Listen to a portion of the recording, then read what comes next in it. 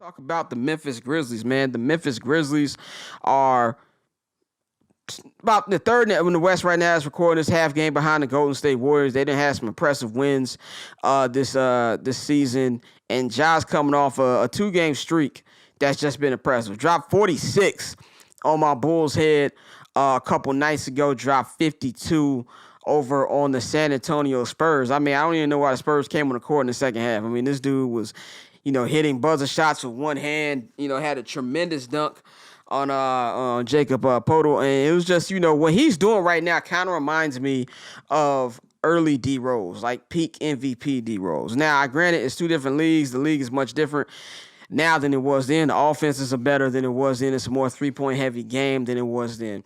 And I do think he's surrounded by a better team. And, of course, I'm just saying this because I see a lot of, this is better than better than D Rose MVP season. I mean, let's be real. D Rose is a shooting guard with Keith Bogus. I'm going to keep going to that. But what Ja's doing right now is incredible. He's took this Grizzlies team from a team that was in the play-in last year, going in there, beating Steph Curry and them in their house, to being a legitimate, can these guys make some noise in the Western Conference. Now, when it comes to the Phoenix Suns and the Golden State Warriors, who are the class of the Western Conference, probably the class of the league as well, I don't know if they can beat them in a 7-game series if both teams are healthy. And I just want to say that's a if. If Chris Paul is healthy, if Draymond Green is healthy, if Clay is ready to go, I don't think they can beat either team. But at the same time, if you're Phoenix and Golden State, you don't want to see these motherfuckers in the second round. You don't want to see them any earlier than you have to. And when you have a guy like Ja who has no fear, and even though that Warriors team last year is not the Warriors team we have this year, it was really just Steph and, the Temptations last year. This is a guy who had no fear. He went up and Steph and took it from him in that play-in game last year. So, if anything, Ja's not going to have a fear.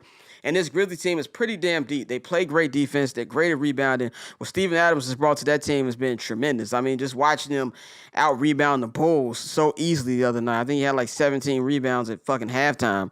That's going to add a different element. Now, of course, the playoffs is a half-court game, so the game is going to slow down. So that's going to be interesting to see, can Memphis adjust to that? We know Golden State can play a half-court game. We know Phoenix can play a half-court game. So I think that's going to be something that's going to come and, something that you got to look at. But one thing I will say, for Golden State at least, because even though Chris Paul is out for pretty much the rest of the regular season, I don't think Phoenix is in jeopardy of losing the number 1 seed. They're up 6. There's only like 20 games left. Devin Booker, even though he just entered into COVID protocol today, that should be enough to hold the fort down to keep that number 1 seed. But if you're the Warriors, you don't want to get too comfortable.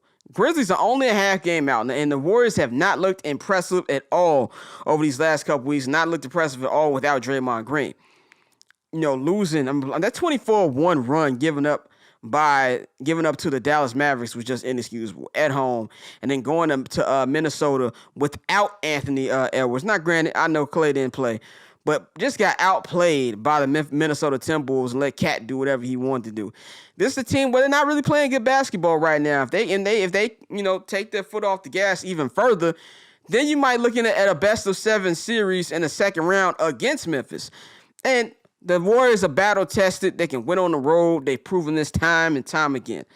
But you don't want to make this situation any tougher for you than you need it to be, especially with a guy like Ja Morant who has no fear.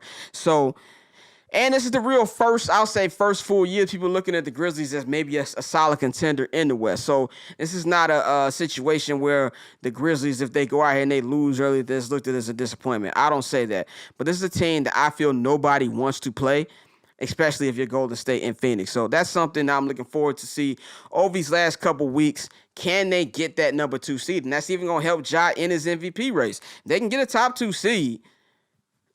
That might put him above DeMar and Joel in that race. So that's what I'm looking forward to seeing. Now,